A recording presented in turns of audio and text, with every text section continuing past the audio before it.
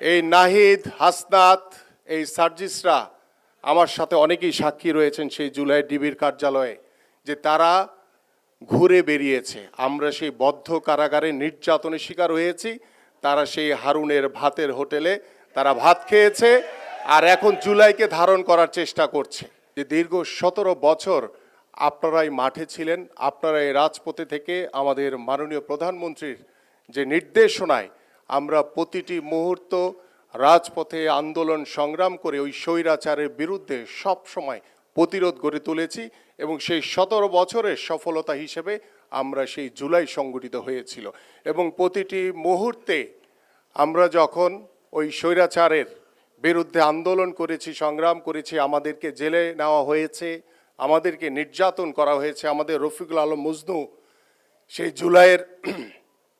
জুলাইয়ের সেই 19শে জুলাই যখন আমাদেরকে অ্যারেস্ট করা হয়, যখন আমরা কারফিউ ভেঙে মিছিল করে সেই সন্ধ্যা পর্যন্ত আমরা সেই রাজপথ ধরে রাখি, মধ্যরাতে যখন আমাদেরকে অ্যারেস্ট করে নিয়ে যাওয়া হয়, এবং সেই অ্যারেস্টের পরে আমাদের ডিবির কার্যালয়ে অনেক সিনিয়র নেতৃবৃন্দ এখানে রয়েছেন, আমাদের মঞ্চে উপবিষ্ট অনেক সিনিয়র নেতৃবৃন্দ রয়েছেন, তখন আমরা সবাই সেই জেলে ছিলাম। এবং প্রতিটি মুহূর্তে আমাদেরকে যেভাবে নির্যাতন করা হয়েছে, যেভাবে চোখ বেঁধে হাতে হাত করা পরিয়ে জমটুবি পরিয়ে নির্যাতন সেলে নিয়ে যখন আমাদেরকে ঝুলিয়ে নির্যাতন করা হয়েছে, এই কথা কিন্তু আমরা কখনোই ভুলে যাব না। আমরা প্রতিশোধ নেব না, আমরা প্রতিশোধ নিতে চাই না, কিন্তু আমরা এটা ভুলে যাব না। কিন্তু আমরা তখন জুলাইয়ের সেই ডিবির কার্যালয়ে দেখেছি আজকে যারা জুলাইকে ধারণ করার চেষ্টা করে, যারা মুখে ফেনা তুলে ফেলছে, খালি কলসি বাজে বেশি।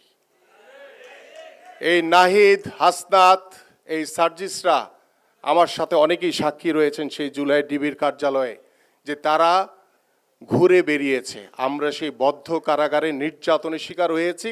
তারা সেই হারুনের ভাতের হোটেলে তারা ভাত খেয়েছে, আর এখন জুলাইকে ধারণ করার চেষ্টা করছে। প্রিয় নেতৃবৃন্দ, আমি আমাদের মাননীয় প্রধানমন্ত্রীর কাছে একটি আহ্বান করব, যে দীর্ঘ এই 17 বছরে যারা গুম খুনের শিকার হয়েছে, সেই মানুষগুলোকে আমরা শুধু বক্তব্যের মাধ্যমে না, আমরা বাস্তবিক অর্থেই কাজের মাধ্যমে তাদেরকে স্মরণ রাখতে চাই। এবং জুলাইয়ের আন্দোলনে যে মানুষগুলো আত্মত্যাগ করেছে, তাদেরকে শুধু বক্তব্যের মাধ্যমে না, আমরা কাজের মাধ্যমে আমরা সারাটা জীবন তাদেরকে স্মরণ রাখতে চাই।